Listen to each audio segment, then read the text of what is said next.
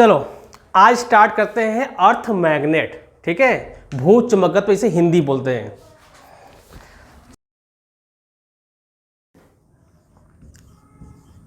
एक लोग आए, उनका नाम क्या था? Sir William Gilbert. Sir William Gilbert, बड़ा बढ़िया नाम है। सर विलियम गिलबर्ट ने भू चुंबकत्व मतलब धरती पर चुंबकीय गुण है इसके बारे में काम किया। ठीक है ना, ये क्वेश्चन पूछा जाता है कि उस कौन से सन में। ठीक, तो सन विलियम गिलबर्ट ने अर्थ पर काम किया कि धरती पर चुंबकीय गुण है। कैसे पता चला हमको? अगर क्या हुआ, किसी भी स्मॉल मैग्नेट को, चुंबक को, दंड चुंबक को अगर मैं इसको फ्रीली लटका दूं तो क्या होगा? अगर मैं इसको फ्रीली लटका दूंगा तो हमेशा उत्तरी और दक्षिणी ध्रुव में ही ठहरेगा। कभी पूरा पश्चिमी छोड़ दोगे तो घूम के फिर क्या आएगा? अभी आप तुमने मैग्नेट देखा? मैग्नेट को अगर मैं क्या गिर रहा है भाई, दूसरा ले ले। किसी भी मैग्नेट को यदि मैं एक रस्सी धागा, पतला धागा से लटका दूं, ऐसे अभी घुमा दें, तो कभी भी पूरा पश्चिम नहीं रुकेगा, हमेशा उत्तर दक्षिण दिशा में ही रुकेगा ये, है ना। इसका मतलब ये है कि इस मैग्नेट को कोई हैंडल कर रहा है, कोई तो टैकल कर रहा है ना। मतलब कि टैकल और चुंबक को एक चुंबक ही प्रभावित करता है, यानी धरती पर क्या है? चुंबकीय गुण है। इससे पता चला, फर्स्ट कंडीशन खत्म हो गया। सेकेंड तरीका, कैसे पता कि हमारे धरती पर चुंबकीय गुण है, यानी धरती पर चुंबकीय गुण है कैसे पता हमको? कैसे क्या हुआ कि एक तुम नर्म लोहा लो, सॉफ्ट आयरन, उसको गड्ढा खोदो काफ़ी अंदर, उसको फिर दबा दो। कुछ दिन के बाद जब बाहर निकालोगे तो वो चुंबक बन चुका होगा। एक लोहा, एक नर्म लोहा भी धरती के अंदर गाड़ दो, बहुत दिन के बाद, सालों के बाद जब निकालोगे तो वो लोहा क्या बन चुका होगा? एक मैग्नेट। यानी धरती के अंदर, धरती ने इस लोहे को क्या बना दिया है? एक चुंबक। यानी धरती के अंदर चुंबकीय गुण है तभी ने बनाया है हमको, है ना। हमको नहीं, सॉरी, इस मैग्नेट, इस लोहे को। तो ये जान गए कि धरती पर चुंबकीय गुण तो है, और चुंबकीय गुण है धरती पास, तो कैसे पता मुझे? रीजन क्या है? कैसे पता, मतलब उत्पत्ति कारण क्या? तो भाई साहब 3 केस बताते हैं हम। पहला, फिर से गिलबर्ट ही ने क्या कहा? गिलबर्ट ने क्या कहा? गिलबर्ट ने यह कहा कि धरती, हमारा ये अर्थ है, अर्थ के अंदर एक बहुत बड़ा मैग्नेट है। अर्थ के अंदर क्या है? एक बहुत विशाल एक मैग्नेट रखा हुआ है, उसके कारण बाहर मैग्नेटिक फील्ड दिखता है। ऐसा अर्थ होता है ना, ऐसे है तो इसका मैग्नेटिक फील्ड ऐसे ऐसे देखे हो ना डायग्राम में, या ग्लोब में देखे होगे, या किसी मैप में देखोगे, ऐसे ऐसे चुंबकीय क्षेत्र रहता है अर्थ के चारों ओर। यानी इधर से भी लाइन, इधर से भी चुंबकीय रेखाएं गुजर रही होंगी आर पार करके। ठीक है ना। तो यानी बोल रहा है कि धरती के चारों ओर जो चुंबकीय क्षेत्र है वो आया कहाँ से? तो गिलबर्ट ने क्या बोला कि एक जो अर्थ है उसके अंदर, धरती के अंदर बहुत विशाल मैग्नेट है, उसके कारण मैग्नेटिक फील्ड है। उन्होंने ये बोल दिया, इनको नोबेल प्राइज मिल गया था इसी अध्ययन पर। लेकिन उनका नियम फेल कैसे होता है? अगर तुम एक चुंबक को गर्म करते हो ना तो चुंबकीय गुण खत्म हो जाता है। ठीक है, कोई मैग्नेट कोई लिया हुआ है, उसको लो, उसको बस गैस पर या गर्म लाइटर से गर्म कर दो, आग में छोड़ दो। कुछ देर बाद जब निकालोगे तो कुछ काम का नहीं रहेगा, किसी काम का नहीं बचेगा। ये चुंबकीय गुण क्या हो गया? खत्म हो गया ना, किससे? गर्मी कारण। और धरती के अंदर जब खोदाई करते हो, मान लो खोदते खोदते तुम 100 किलोमीटर अंदर चले गए, अर्थ के अंदर 100 किलोमीटर, जहाँ से खोदने शुरू किए 100 किलोमीटर, तो वहाँ का टेम्परेचर मिलेगा लगभग 770 डिग्री सेंटीग्रेड। 770 डिग्री सेंटीग्रेड बहुत ज़्यादा हो गया। आपका पानी 100 पर ही उबलने लगता है ना, भाप में कन्वर्ट होता है। 100 किलोमीटर, और ये मैग्नेट तो पूरे धरती के अंदर आर पार किया हुआ है, बहुत विशाल। तो अंदर टेम्परेचर लाखों हजारों होगा, हजारों लाख होगा। तो क्या बताओ, गर्मी का ये मैग्नेट का प्रॉपर्टी खत्म नहीं हो गया होगा? तो इनका नियम इस तरफ फेल हो गया कि गिलबर्ट भाई साहब आपके अकॉर्डिंग तो बात, शुरू से बात मान लिए लोग कि हाँ धरती के अंदर मैग्नेट होगा, इसीलिए बाहर चुंबकीय क्षेत्र निकल नहीं है। जैसे कोई चुंबक लेते हो तो इसमें से रेखाएं निकलती, चुंबकीय रेखाएं ना, दिखती नहीं पर होती जरूर है। उसी बोला कि धरती के चारों ओर चुंबकीय क्षेत्र आया कहाँ से? तो उन्होंने बोल दिया कि धरती के अंदर एक बहुत विशाल चुंबक रखा हुआ है, उससे कारण ये मैग्नेटिक फील्ड बाहर निकल रहे हैं और अंदर भी जा रहे हैं। लेकिन अंदर का टेम्परेचर कितना ज़्यादा है ना, सिर्फ 100 किलोमीटर खुदाई करेंगे, यहाँ से खोदना शुरू करो तो आपको 100 किलोमीटर इतना टेम्परेचर मिल गया। और अंदर जाएंगे तो हजारों लाखों में मिल सकता है। यानी ये गर्मी कारणी चुंबक क्या होना चाहिए, खत्म हो जाना चाहिए था ना, लेकिन ये खत्म नहीं हो, चुंबकीय गुरुत्व अभी है, यानी इनका नियम क्या हो गया, फेल हो गया। फिर सेकेंड भाई साहब है ग्रोवर। सेकेंड भाई साहब है वैज्ञानिक ग्रोवर। तो ग्रोवर ने क्या कहा, जैसे हमने बताया था इस वैद्युत स्थिति में कि एक प्लस चार्ज यदि चलने लगता है, गति करने लगता है, तो उससे धारा पैदा होती है और करेंट मतलब, और करेंट जहाँ पैदा हुआ तो मैग्नेटिक फील्ड ऑटोमेटिक पैदा हो जाएगा, होगा ना, यानी कि मैग्नेटिक फील्ड आ जाएगा। 20 दिखाते हैं। अब क्या हुआ कि उन्होंने बोला कि धरती के ऊपर वायुमंडल है, चलो सांस लेते हैं। क्या हुआ कि जब सूरज की रोशनी पड़ती है धरती के ऊपर, ऐसे बनाते हैं, इसके चारों तरफ हवाएं टहल रही हैं, है ना, ये हवाएं हैं, बहुत सारी गैसें होती हैं। कर रहा है जब रोशनी पड़ती है तो हवाएं गर्म होकर ऊपर उठती हैं, है ना, और हमारे दक्षिण धरती के उत्तरी दक्षिण ध्रुव पर क्या बर्फ जमा ठंडी हवाएं हैं, तो हवाएं इधर आती हैं, यानी एक हवाएं ऊपर उठी, एक हवाएं आ रही हैं, तो ठंडी हवाओं में और गर्म हवाओं में क्या होगा, घर्षण होगा, और घर्षण के कारण क्या होगा, आपका प्लस चार्ज बनेगा। घर्षण करते हैं तो इलेक्ट्रॉन छटक जाता है, बचता क्या, प्लस चार्ज बनता है ना। हवाओं में घर्षण होने के कारण प्लस चार्ज बन गया। अब प्लस चार्ज बनने के बाद भी चल रहा है वो, और चलने के कारण क्या पैदा हो जाएगा, एक धारा, करंट हवाओं में ही, और उससे क्या पैदा होगा, एक चुंबकीय क्षेत्र। तो ग्रोवर ने कहा कि इसके कारण धरती के चारों ओर मैग्नेटिक फील्ड है, हवाओं के बीच में घर्षण हो रहा है। गर्म जब हम लोग सूरज की रोशनी पड़ती है धरती के ऊपर तो हवाएं गर्म होकर ऊपर उठती हैं, और पीछे से ठंडी हवाएं आएंगी भरने के लिए, तो उनके बीच एक घर्षण हुआ। शाम में आंधियाँ इसीलिए आती हैं, दिन भर गर्मी का हवा उठी, शाम में ठंडी हवा पीछे से आई तो बहुत हवा चलती है, ठीक है ना। तो उससे कारण घर्षण का क्या बन गया, प्लस चार्ज। अब प्लस चार्ज भी गति ही कर रहा है, और गति कारण क्या बनेगा वहाँ पर, एक चुंबकीय क्षेत्र, धारा कर सकते हैं, धारा कारण एक मैग्नेटिक फील्ड बना ना। तो इनका नियम भी लोग कहे हाँ ये नियम तो बड़ा सही लग रहा है, इनको भी अवार्ड देकर खुश कर दिया गया, भैया तुम भी खुश रहो। लेकिन इनका नियम भी किसी ने क्वेश्चन मार्क लगा दिया, इनका नियम फेल मानो, 100% अभी सही नहीं किया गया है। इनका नियम भी क्या हो गया, कंफ्यूजन में हो गया है। एयर फ्रिक्शन लिख सकते हो, एयर फ्रिक्शन, हवा घर्षण, हवाओं का घर्षण, हवा के घर्षण कारण, हवा के बीच घर्षण ना, हवा के बीच घर्षण कारण आयंस बने। तीसरा नियम देखो, तीसरा नियम थोड़ा सा मानने लायक है, पर लेकिन वो भी नियम सक्सेस नहीं हुआ। तीसरा नियम क्या कहता है, ये कहाँ से आ गए भाई साहब, गिर जाता हूँ, अबे इसे काट दिया जाए ठीक है। तीसरा नियम क्या कह रहा है, जहाँ पर हम लोग खड़े हैं ना बेटा, उसके नीचे खोदते जाओगे तो बहुत बड़ा भंडार मिलेगा तुम्हें, हीरे का, सोने का, जो भी मिले धातु, है ना। और खोदते जाओगे तो बहुत गरम गरम चीज़ें मिलेंगी, टेम्परेचर लगातार क्या होता है, बढ़ता रहता है। नीचे जहाँ हम लोग खड़े हैं ना, जस्ट नीचे, हो सकता है कि जहाँ हम लोग खड़े हैं उसके हज़ारों किलोमीटर नीचे, 1000, 2000, 3000 जो भी हो, आपको हीरे का पहाड़ ही मिल जाए, कोई अजीब बात नहीं होगा। जहाँ हम लोग खड़े ना वहीं पर, ऐसे सौम्या को चाहिए कि सर मुझे कोई ना बड़ा सा हीरा दे दे तो हम बहुत पैसे वाले हो जाए, तो कुदाल लो, खोदना शुरू कर दो, बहुत गहराई में चले जाओ, तुमको हीरे के इतने बड़े ढोके मिल सकते हैं, है ना। धरती इतनी अजूबा है, अभी भी खोज अभी ठीक से नहीं हुआ है। तो उन्हें एक साइंस आए, इनका नाम बड़ा अच्छा होगा, कहें कि धरती के अंदर ना कोर में लोहा मतलब आयरन, कोबाल्ट, निकिल मतलब मैग्नेट की जो प्रॉपर्टीज इनके अंदर पाई गई, यही तीनों लगभग है। तो उन्होंने कहा कि इसके अंदर भरे पड़े हैं और अंदर का टेम्परेचर बहुत ज़्यादा है, ये तो प्रूफ हो गया ना, टेम्परेचर बहुत ज़्यादा है। तो ये सब क्या है, मेल्ट फॉर्म में है, पिघले फॉर्म में है, उसमें प्लस चार्ज होगा कि नहीं होगा, प्लस चार्ज माइनस चार्ज टूट गए होंगे, है ना। प्लस चार्ज आयंस के ऊपर इलेक्ट्रॉन छटका दो तो आयन प्लस बन जाता होगा, जो भी +2 +3 जो भी होता होगा, है ना। अब वो अंदर मोमेंट फॉर्म में है, गति कर रहे हैं, पृथ्वी क्या घूर्णन कर रही है ना, पृथ्वी गोल गोल घूमती है, पता है, दिन रात उसी कारण हो रहा है। और ये सब अंदर भरे पड़े हैं, तो अब ये क्या बन गया, प्लस चार्ज। अब प्लस चार्ज घूमेगा तो उससे क्या पैदा होगा, एक प्लस चार्ज से करंट, करंट से मैग्नेटिक फील्ड, यानी चुंबकीय क्षेत्र बनेगा ना।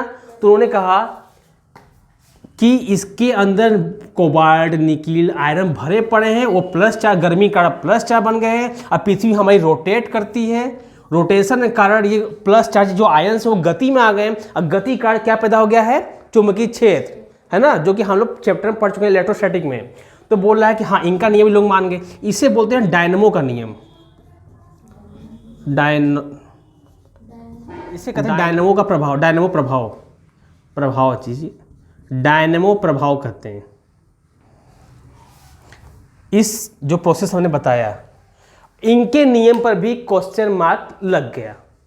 इनको भी अब तक खोज हो रही है, सोयल साइंस में अब तक खोज हो रही है कि धरती के ऊपर, ये बाइक वाला हमारा मन करते तो बोलेंगे, धरती के ऊपर जो मैग्नेटिक फील्ड आया है वो कहाँ से आया। अलग अलग वैज्ञानिक अलग अलग थीसिस लिख रहे हैं, रिसर्च कर रहे हैं, पर एग्जैक्ट आंसर आज तक किसी ने नहीं दे पाया है। ठीक है ना, क्या पता तुम सब पढ़ के दे दो। बनाते हैं धरती मैया को आज। ये है धरती, बड़ा गोल सा बन गया ना। हाँ, धरती पर क्या होता है, हमारा धरती पर दिशाएं होती हैं, उत्तर, दक्षिण, पूरब, पश्चिम होता है ना। ठीक है,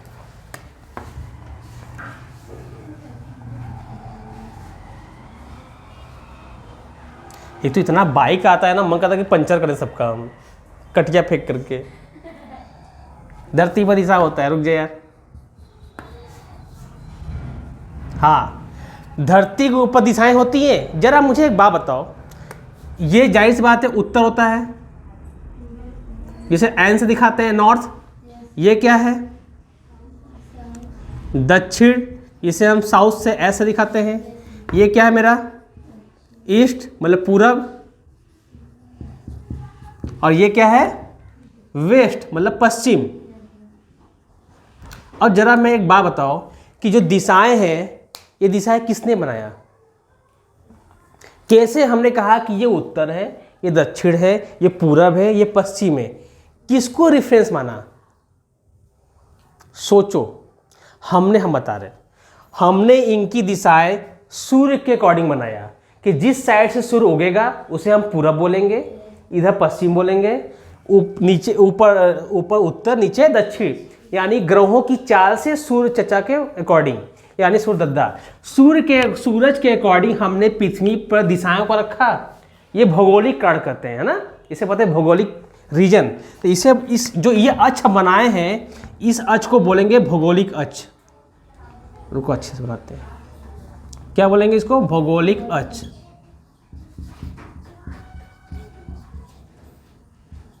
सिंपल सा बात हो गया कि इसे हम बोलेंगे भौगोलिक अक्ष। कोई बड़ी बात है, भौगोलिक घटनाओं के कारण जो दिशाएं रखी पूर्व सूर्य कारण, हमने उसका नाम कर दिया, इसे बोल दिए भौगोलिक अक्ष। ठीक है, अब बात करते हैं कि इस पर चुंबकीय रेखाएं भी हैं, उसका भी अक्ष होगा। और इत्तेफाक से जो उत्तर है ना, असल में ये उत्तर मैग्नेट का नहीं है, थोड़ा सा शिफ्ट है ये।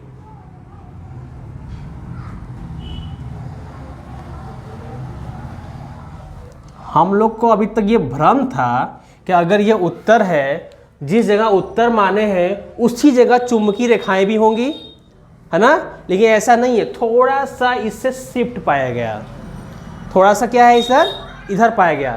तो इसका नाम क्या रहेंगे हम, चुंबकीय अक्ष। कितना बाइक जा रहा है रे, इसका नाम क्या है, चुंबकीय अक्ष।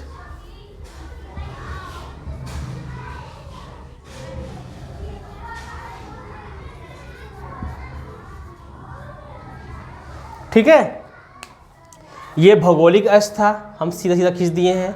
लेकिन जब चेक किया गया कि चुंबकीय अक्ष किधर है, तो इससे थोड़ा इधर पाएगा, इसे इधर, ये स्ट्रेट लाइन में।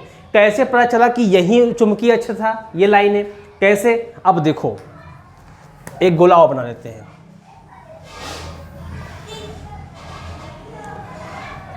ये है भौगोलिक अक्ष।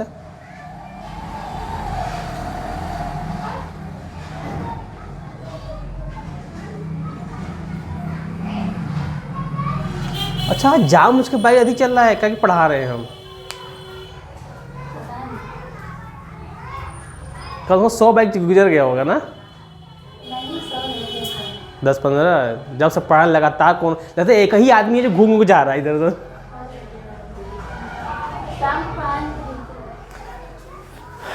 देखो अरे यार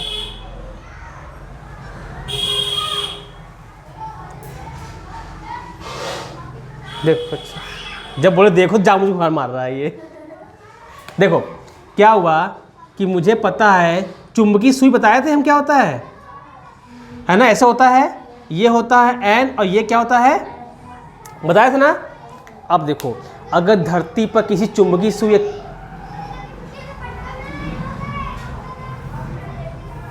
धरती पर यदि किसी चुंबकीय सुई को लटकाते हैं तो धरती के समांतर हो जाता है। मान लो धरती ये हथेली है तो इसके समांतर ही रहेगा, और जैसे जैसे आगे बढ़ेंगे वो समांतर ही मेंटेन किया रहेगा अपने आप को।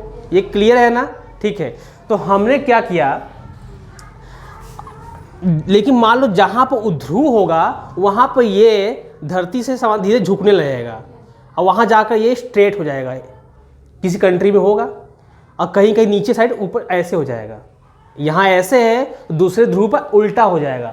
हमारे तरफ मैग्नेट ऐसे रहता है ना, लेकिन धरती की इस कोने पे जाएंगे तो वहाँ मैग्नेट या तो ऐसे पाया जाएगा। अब देखो हमने धरती पर मैग्नेट लेकर निकल कर टहलने, चलो चलते हैं। तो इस अक्ष के साथ क्या हुआ, यहाँ पर ये वाला पोर्शन ऐसे मिला हमको, अरे यार ऐसे, फिर ऐसे मिला, ऐसे,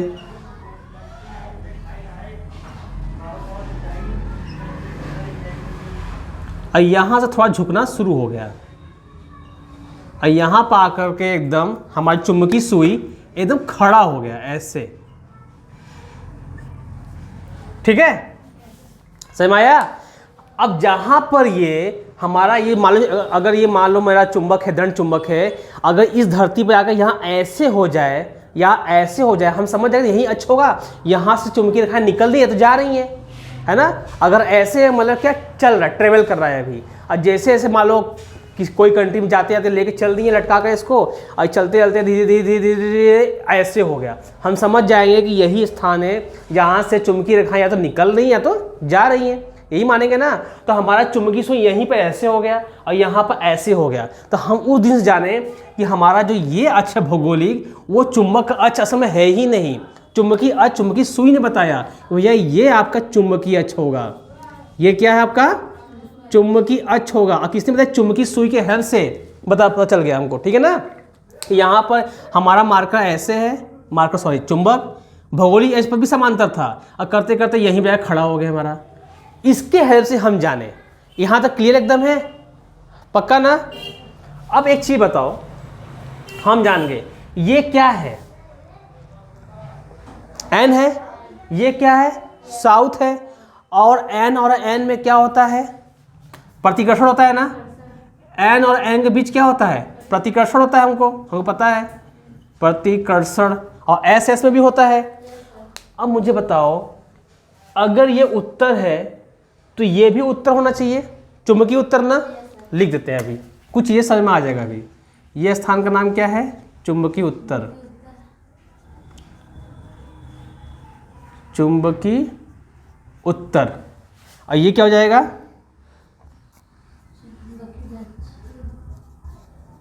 चुंबकीय दक्षिण। और एक बात बताओ, हमारा ये कंपास उत्तर के पास ही ऐसे हो गया है, हुआ है ना। अब ये सीधा एन है, एन वाला एन के ही पास ही जा रहा है, क्या ये पॉसिबल है? वो तो प्रतिकर्षण होना चाहिए ना, एन के पास तो उसको ऐसे नहीं ऐसे होना चाहिए था, लेकिन ये एंड इसकी तरफ मुंडी किया है, मतलब यहाँ पर एस होना चाहिए था, क्योंकि एस के अंदर कैपेसिटी है नॉर्थ को अपनी ओर आकर्षित करने का, है ना। यानी कि इस अगर ये चुंबक होता तो यहाँ पर ऐसे नहीं ऐसे होना चाहिए था, है कि नहीं?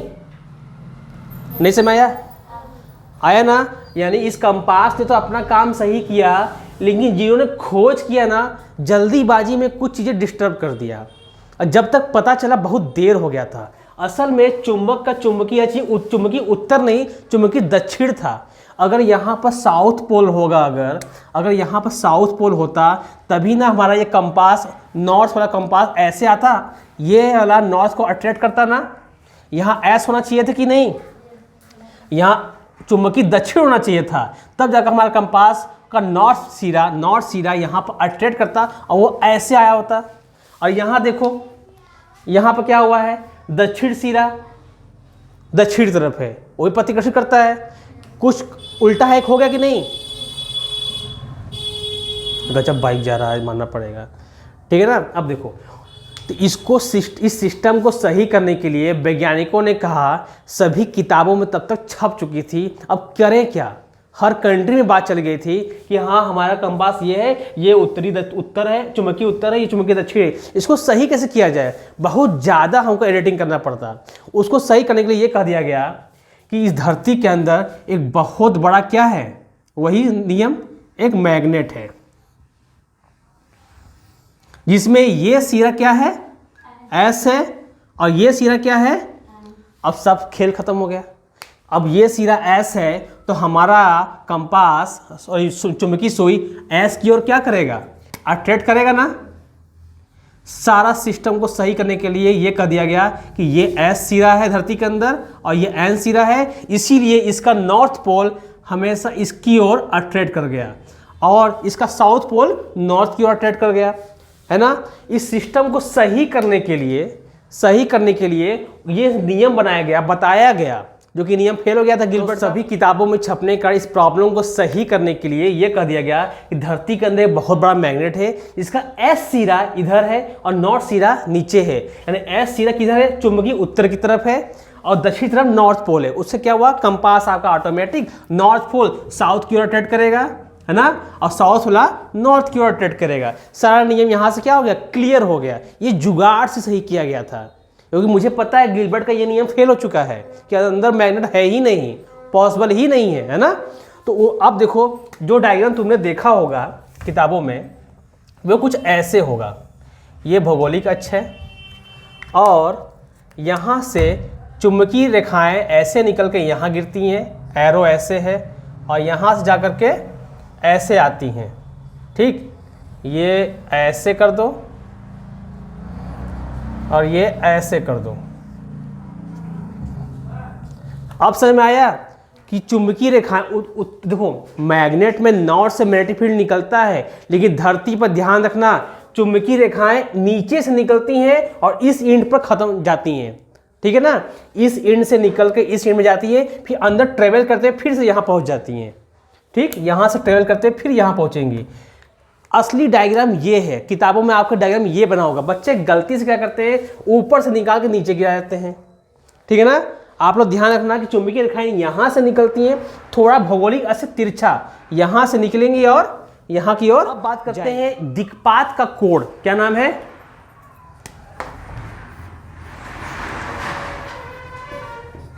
दिक्पात का कोण। दिक्पात कोण कह सकते हो, किसे कहेंगे, इसको मिटा देता हूं। दिक्पात का कोण क्या है, अब ये जानते हैं। देखो, ये जो भौगोलिक अक्ष देख रहे हो, ये लाइन, ये भौगोलिक अक्ष है, ये क्या है, चुंबकीय अक्ष है। अगर मैं अपने हाथ को, अगर ये गोल सा होता, सीधा ले जाता तो क्या कहते हैं, एक प्लेन बनता, एक प्लेन काटते हैं ना। अक्ष क्या है, एक डॉट लाइन होता है, ये एक प्लेन होता, और इस वाला इसको भी क्या कर देंगे, एक प्लेन से अगर काट दें, है ना। जो भौगोलिक अक्ष को जो समतल काट रहा है उसे बोलते हैं भौगोलिक याम्योत्तर। क्या बोलेंगे, भौगोलिक याम्योत्तर। याद रखना, जो इस प्लेन को काट रहा है उसे बोलेंगे भौगोलिक याम्योत्तर।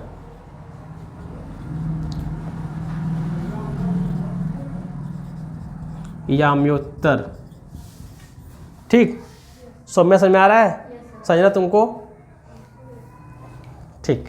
ये ना उसमें आ गया होगा ठीक है, अलग बात है वो तो। देखो, जिस समतल ने, जैसे कि कोई कॉपी होता था, जिस समतल ने इस भौगोलिक अक्ष को काटा है, इस समतल को बोलेंगे भौगोलिक याम्योत्तर, और जिस समतल ने इसको काटा होगा, चुंबकीय अक्ष को, उसे बोलेंगे चुंबकीय याम्योत्तर।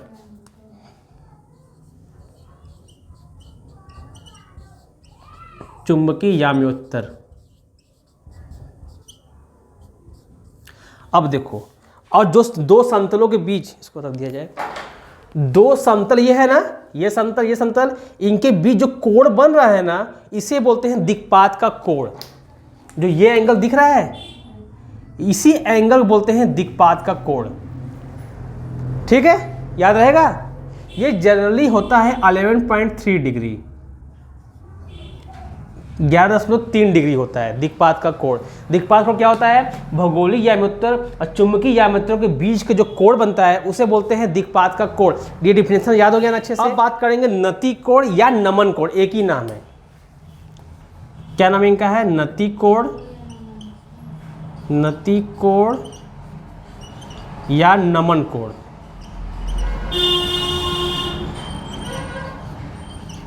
गजब आज गाड़ी जा रहा है, मतलब दुश्मनी है क्या हमसे आज? पता है नहीं, हम देखें जब वीडियो बनाते हैं ना तब बहुत बाइक जाएगा, ऐसे तो नहीं जाएगा। ऐसे हम रूम में बैठे रहेंगे यहाँ पर एक साइलेंट एकदम, और आज देखो होता है 2-3 आदमी है जो बार बार घूम के आ रहे हैं है ना। चलो अब बात करते हैं नति कोण और नमन कोण कहाँ बनाया जाए। इसको मिटा देता हूँ।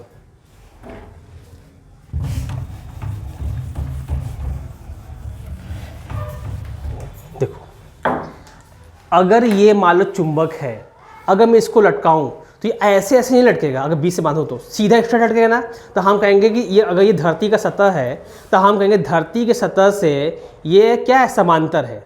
ठीक है ना। ये क्या है? नॉर्थ पोल है, और नॉर्थ पोल कहाँ गिरेगा? जहाँ साउथ मिलेगा, यानी यहाँ पर क्या हो जाएगा? ये मार्कर सीधा हो जाएगा ना।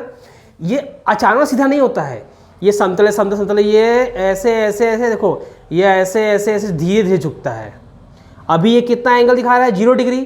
थोड़ा सा झुकने शुरू किया ना, देखो ऐसे बता रहे हैं। इससे रेफरेंस लेते हैं, ब्लू मार्कर से रेफरेंस लेते हैं। अगर ये ब्लैक वाला चुंबक है, ये रेफरेंस पॉइंट केवल है, तो ये जहाँ वो आएगा क्या चीज़? पोल आएगा, वो मार्कर थोड़ा सा झुक जाएगा, है ना।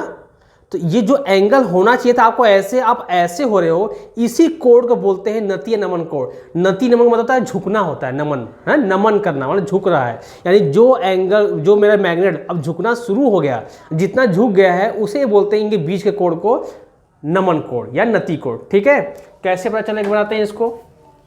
ये देखो ऐसे है, ये मार्क यहाँ से निकलता है ऐसे, ये समांतर ही चल रहा है फिलहाल अभी धरती पर, और यहाँ पर हल्का सा ये डिस्ट्रैक्ट हुआ, झुका होना चाहिए था। ये इसी कोण को बोलते हैं नति या नमन कोण, और अंत में आके ये पूरा 90 का एंगल बनाता है। क्लियर हुआ? यानी कि इस समतल से अगर ऐसे है, ये ऐसे चुंबक जा रहा है, जहाँ पर ये ऐसे होने शुरू हो जाए उनके बीच के कोण को बोलेंगे नति या नमन कोण। अगर यहाँ ध्रुव होता तो ये चुंबक ऐसा ना होता, उसकी ओर मुंह देखता, ये हमेशा उसकी ओर मुंह देखेगा।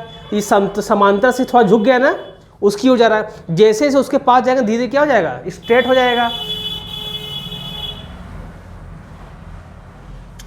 तो इस झुकाव को ही बोलते हैं नति या नमन कोण। एकदम क्लियर हो गया है? ठीक है, इसका डायग्राम बनाते हैं अब कहाँ बनाया जाए? इसको मिटा दे, इसको मिटा देता हूँ।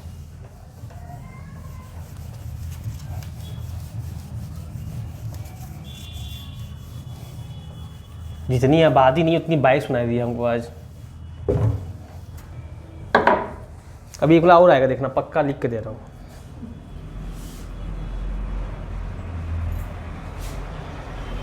यही कमी था इसकी कमी थी।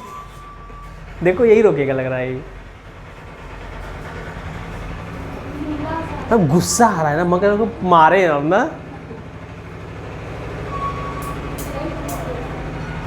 अगर यही खड़ा करेगा तो जान लेते। अब क्या बोले, सड़क मेरा थोड़ा ना, सबका ना है।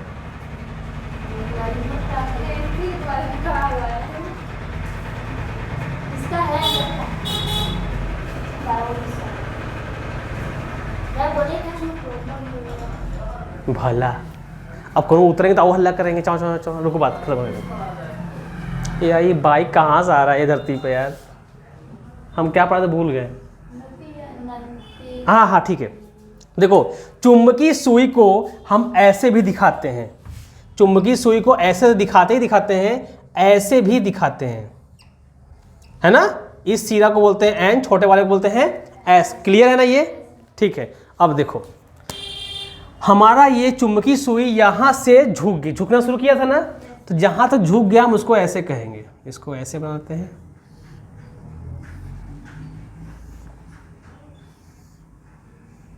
ठीक, और इसको हम ऐसे करते हैं।